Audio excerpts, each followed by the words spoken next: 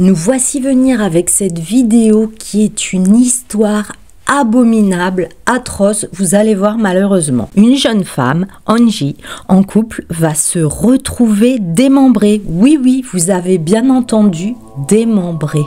Pour cette histoire, passion, jalousie, folie et horreur. Malheureusement, c'est parti.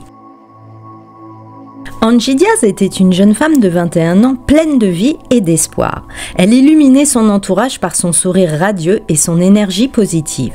Née dans une famille modeste, elle avait grandi avec de très bonnes valeurs, de bienveillance et de résilience. Elle était passionnée par le fitness. Elle partageait sur les réseaux sociaux des vidéos motivantes, inspirant ses abonnés à prendre soin d'eux. En plus, elle avait un deuxième emploi. Elle travaillait dans un emploi simple, oui, mais qui lui permettait de gagner sa vie et surtout de faire ses cours de fitness en vidéo en parallèle. Son quotidien était donc rythmé par ses séances d'entraînement où elle trouvait une forme de libération, une fusion entre le corps et l'esprit. Elle animait également des petits cours de remise en forme pour ses amis en réel, les encourageant toujours avec des mots réconfortants et bienveillants. Alors ses amis la décrivaient comme une personne lumineuse, toujours prête à offrir une épaule réconfortante. Les soirées d'Angie étaient souvent remplies de discussions profondes avec ses amis, de rires autour d'une table, en buvant un café ou à l'apéritif, ou au cours d'une promenade. Elle, Angie, elle croyait en la beauté du monde et voyait toujours le positif chez les autres, une qualité qui allait pourtant la conduire vers un destin tragique. Parlons de son mari, Jared James Dickus. Lui, il était d'une nature plus trouble. Issu d'une famille aisée, il avait toujours évolué dans une bulle de confort, protégé par des parents permissifs. En gros, ses parents lui laissaient tout faire, ils ne lui disaient jamais non. Son caractère était changeant, parfois lunatique même, trahissant une instabilité latente que peu osaient relever. Lorsqu'il rencontra Angie en 2022, elle devint un refuge lumineux dans son univers chaotique. L'amour naquit rapidement entre eux et en octobre 2022, le couple se maria sous l'œil bienveillant du juge du comté Waller, Trey Dunnon. Leur visage était radieux et cela va orner des photos sur Facebook, une illusion parfaite d'un bonheur sans nuages. Mais derrière cette façade idyllique, une ombre grandissait. Jared, lui, il s'isolait de plus en plus, laissant transparaître des accès de colère inquiétants. Il oscillait entre tendresse excessive pour Angie et froideur glaçante. Angie, aveuglée par son amour, attribuait ses changements d'humeur à la fatigue ou au stress. Naïve, elle espérait qu'avec le temps et la patience, elle saurait apaiser l'homme qu'elle aimait. Les tensions s'accumulaient. Jared devenait plus irritable, plus silencieux. Ce qui n'arrangeait rien, en plus, il se montrait jaloux et possessif. Incapable de supporter l'attention qu'Angie portait aux autres. Chaque sourire échangé avec un ami devenait une source de suspicion. Il la voulait pour lui seul, comme une flamme qu'il refusait de voir éclairer d'autres âmes. Les disputes commencèrent, d'abord légères, puis de plus en plus intenses. Angie tentait de calmer les tensions, mais l'amour qu'elle lui portait s'érodait sous le poids de la méfiance. La jalousie maladive de Jared se mêlait à une insécurité grandissante. Il la scrutait, cherchait des indices d'une prétendue trahison. Angie, d'abord patiente, commença à s'épuiser. Ses séances de fitness devenaient une échappatoire, un espace où elle pouvait respirer sans craindre les reproches. Mais Jared ne supportait plus cette idée.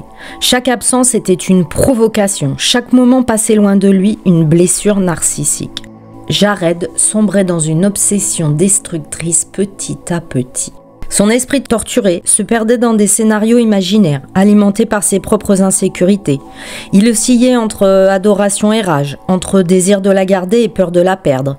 Son amour s'était mué en une prison invisible, et dans cette cellule, Angie étouffait.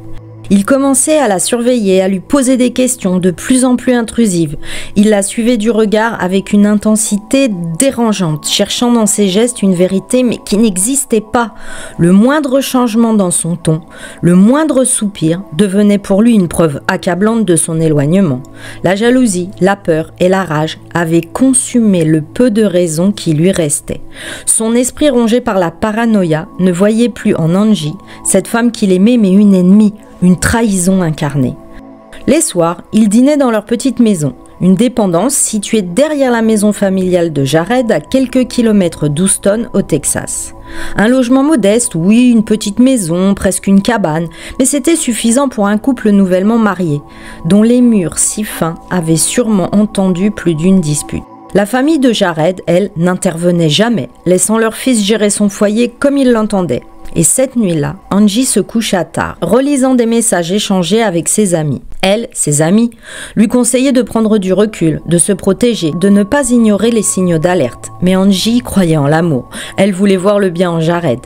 Et le matin du 11 janvier 2023, tout s'annonçait comme un jour ordinaire pour Angie. Elle se réveilla doucement, le soleil perçait à travers les rideaux, baignant la pièce d'une lumière dorée. Elle aimait ces matins paisibles où le monde semblait encore endormi. Mais dans un coin de la cuisine, Jared était assis silencieux. Il ne répondit que d'un vague hochement de tête au bonjour d'Angie, son regard perdu quelque part dans l'ombre de ses pensées. Depuis quelques jours, il était totalement distant, encore plus renfermé, plus que d'habitude donc. Angie, trop absorbée par sa routine, ne remarqua pas l'obscurité qui s'amassait dans l'âme de son mari. Elle continua son matin comme à son habitude. De la cuisine, Jared passa au salon, et à nouveau, il ne bougeait plus. Son regard fixait un point invisible, son souffle était irrégulier. Un orage intérieur se déchaînait en lui telle une tempête silencieuse. Ses poings se crispaient et sa mâchoire se serrait. Elle s'avança vers lui, déposa un baiser rapide sur sa joue. Jared ne bougeait pas. Il la regardait s'éloigner, son esprit fracturé, oscillant entre l'amour et une rage incommensurable.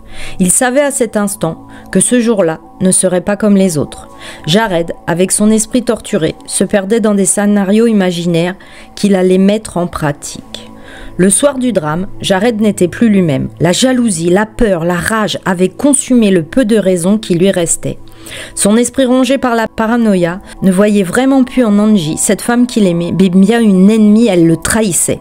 Après une longue journée de travail, le 11 janvier 2023, Angie rentra chez elle épuisée mais sereine. Elle ouvrit la porte de leur petite maison et fut immédiatement frappée par une atmosphère lourde, presque irrespirable. Jared était là, assis dans l'ombre, son regard toujours fixé sur elle avec une intensité anormale. Angie fronça les sourcils, cherchant à comprendre ce qui se jouait en lui. Il se leva lentement, avança vers elle avec une rigidité inquiétante. Son visage était figé, ses yeux empreints d'une lueur sombre, insondable. Il lui aurait dit « Tu ne m'aimes plus, n'est-ce pas ?» et elle lui aurait répondu « Bien sûr que si, qu'est-ce qui te prend ?» Mais il ne l'écoutait déjà plus. Une vague de rage et de douleur l'envahissait, emportant toute sa raison sur son passage. Il se dirigea vers la cuisine, attrapa un couteau posé sur le comptoir. Angie eut à peine le temps de reculer que déjà il s'effondrait sur elle. Elle poussa un cri, tentant de se défendre, mais il était trop tard. Le premier coup déchira sa chair, suivi d'un autre puis d'un autre encore. L'horreur s'abattit sur Angie en un instant. Jared, ivre de fureur, continua, encore, insensible à ses supplications, à son sang qui coulait sur le sol. Lorsque le silence retomba, la maison était plongée dans une scène macabre. Jared, le souffle court, contemplait son œuvre, le regard dans le vide. Il ne restait plus de l'homme qu'Angie avait aimé qu'un monstre brisé, consumé par sa propre noirceur. Mais le pire était à venir. Il avait démembré le corps d'Angie en plusieurs morceaux. Pendant ce temps-là, le père de Jared Dickus a appelé les autorités lorsqu'il a entendu le cri d'Angie. Il savait que quelque chose n'allait pas. Jared Dickus est resté sur les lieux lorsque les enquêteurs sont arrivés. Et summum de l'horreur, la tête d'Angie Diaz a été retrouvée décapitée. Le shérif a déclaré que la scène était sanglante. Il y avait du sang partout. Il dira: une partie du corps a été démembrée et la résidence était couverte de sang. C'est une scène horrible. Tous les membres de la famille ont été emmenés au département du shérif où ils ont été interrogés. Et Jared Dickus a été inculpé. Mais il y avait des antécédents de violence dans cette famille. En effet, il y avait déjà eu des appels au 911 pour violence domestique. Les enquêteurs ont déclaré qu'ils cherchaient à voir si les médicaments que Jared prenait pouvaient être un facteur aggravant. Un voisin choqué a dit qu'il n'était pas fou, qu'il n'était pas du genre à faire quelque chose de violent. Il protégeait ceux qu'il aimait et il se souciait énormément de sa famille. Les enquêteurs du comté de Waller procédèrent à l'interrogatoire de Jared. Il raconta les faits avec une froideur effrayante. Il n'avait pas fui, il n'avait pas cherché à cacher son crime. Il restait là, les mains souillées, comme un enfant pris en faute. Le bureau du shérif rassembla toutes les preuves, récupérant même l'arme du crime. La maison familiale fut également perquisitionnée, révélant un passé de troubles domestiques, comme je vous l'ai dit auparavant. Mais pas que. En effet, 2 mois avant que Jared Dickus n'ait assassiné sa femme, il avait été arrêté pour conduite en état d'ivresse. Les dossiers judiciaires montrent que Jared Dickus a menacé un policier et le personnel de la prison locale. Jared Dickus a été placé en détention et accusé de meurtre au premier degré et détenu sous une caution d'1 demi-million de dollars. Plus d'une centaine d'amis, de membres de la famille et de la communauté se sont présentés à la veillée aux chandelles en l'honneur d'Angie Diaz. Le mémorial, rempli de fleurs, de bougies et de ballons, entourait une photo d'Angie Diaz, avec de nombreuses personnes présentes tenant des bougies alors qu'ils rendaient leurs hommages. Puis arrive le jugement. Lors des audiences, la défense tenta de plaider des troubles mentaux. Jared fut soumis à une évaluation psychiatrique, mais après analyse, il fut déclaré apte à être jugé. La famille d'Angie Diaz, effondrée, voulait justice. Jared James Dickus plaida coupable, évitant ainsi un procès long et douloureux. Le juge Gary Chaney prononça la sentence, 40 ans de réclusion criminelle sans possibilité de libération conditionnelle avant 2043 et la perpète, ce n'est pas perpète. Angie, ce rayon de soleil, avait été arraché au monde par la ferveur d'un homme instable. Le comté de Waller, secoué par l'atrocité du crime, rappela son engagement contre la violence domestique. Aujourd'hui, Jared croupit en prison, oui, seul face à son crime. Peut-être regrette-t-il, ou peut-être pas. Quant à la famille d'Angie, elle tente de survivre à l'indicible, organisant d'autres veillées, recueillant des fonds pour lui offrir une sépulture digne. Cette histoire, bien que tragique, rappelle une vérité brutale. L'amour ne suffit pas à guérir les âmes brisées ou la folie. La naïveté d'Angie, son désir de voir le bien en Jared, lui aura coûté la vie. Et maintenant, il ne reste que le silence.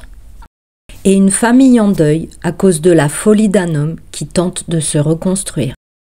Voilà, cette histoire est finie, mais alors complètement finie parce que maintenant, je vais faire des blablas. Je vais répondre aux questions de mes abonnés qui m'ont posé sous les précédentes vidéos et on va parler de plein de choses.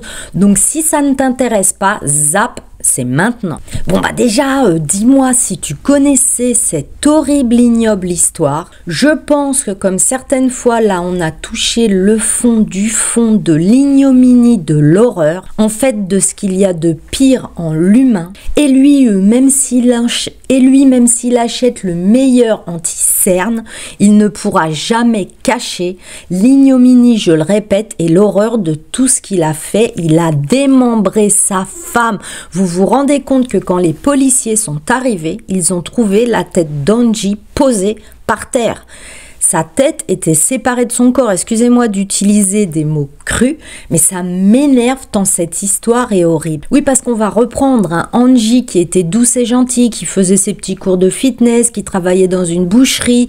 Elle rentre et elle va tomber sur un Jared complètement déglingué qui va lui asséner plusieurs coups de couteau et qui va continuer jusqu'à la démembrer. On n'est même plus dans un film d'horreur, on est dans un film gore. Je n'imagine pas la souffrance d'Angie quand c'est arrivé et l'étonnement.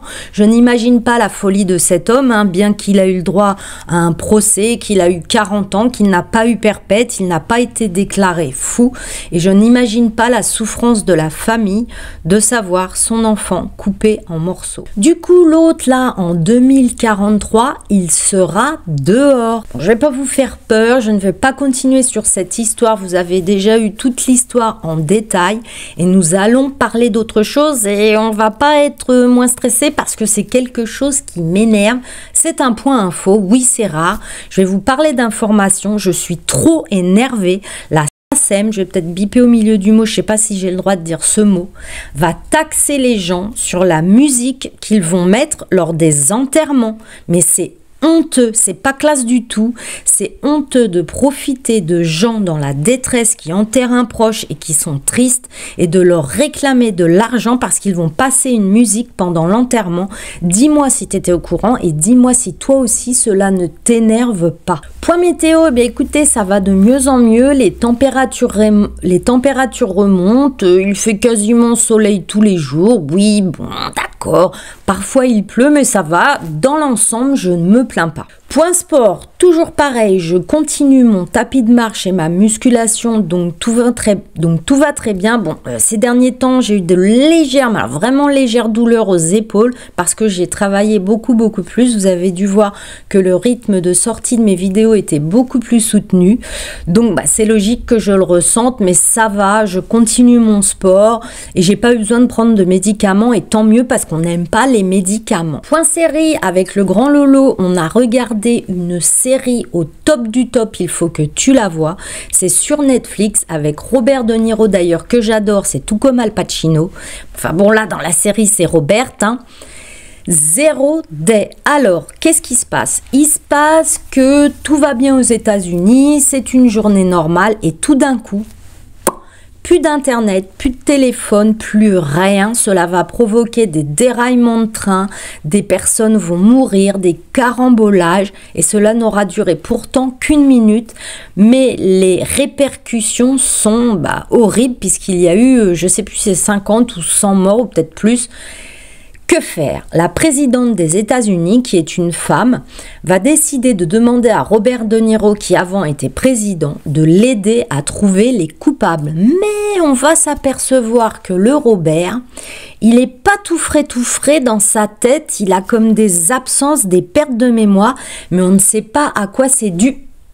Et je ne t'en dis pas plus. Regarde cette série, elle est vraiment top. Bon, ça y est, j'ai fêté mon anniv, j'ai 53 ans, c'est officiel. Donc, je ne dirai plus, je vais bientôt avoir 53 ans, j'ai 53 ans, mes citrouilles dézinguées. 53 balais brosse un peu comme ma coupe, je désespère de mes cheveux. Bon après j'ai fait plein de couleurs, ça les a abîmés, forcément ça va pas les aider à pousser, donc maintenant je les laisse tranquilles. Je mets mes super produits pour les aider à pousser et je n'y touche plus. Et du coup j'arrive au remerciement, je voulais te remercier pour tous tes commentaires sous mes vidéos, tu sais que j'adore discuter avec toi et que je réponds à tout le monde et si tu ne l'as pas fait, abonne-toi parce que j'ai plus de 300 vidéos complètement dingues. Et je voulais aussi remercier ceux qui viennent me trouver sur mon Instagram Cécile Story One où j'y suis tous les jours et je poste des réels tous les jours. Maintenant, c'est le moment de la douceur et je t'envoie de la douceur pour toi, mon diamant. Prends-la. Elle traverse l'écran et comme je le dis toujours, si aujourd'hui t'as pas passé une super journée, prends ça. C'est déjà ça de gagner. Regarde, je t'envoie de la douceur, elle vient de mon cœur et c'est pour toi. Et ça m'amène à te dire que je vais retourner, comment dire, exporter le son de cette vidéo, exporter la vidéo, les mixer ensemble et tout un tralala de boulot que je fais après avoir tourné. Oui, parce qu'il suffit pas d'appuyer sur un bouton, de tourner une vidéo et de la poster. Non, il y a le script, le tournage, l'export, le mixage, faire la coupe parce que vu que je suis dyslexo, j'arrête pas de me tromper dans ce que je dis, rajouter des images, vérifier tout, revoir sa vidéo une fois qu'elle est finie, ensuite la poster sur YouTube, bref, tu l'as compris, je suis super occupée, donc c'est pour ça que je vais m'arrêter ici sur cette vidéo. Bye bye! Eh ben non, des fois j'aime bien vous faire des petites surprises et dire bye bye.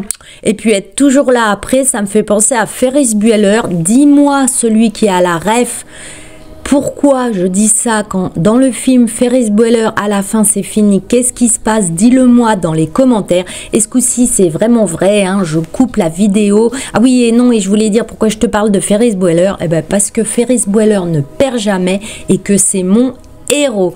Allez, bye bye.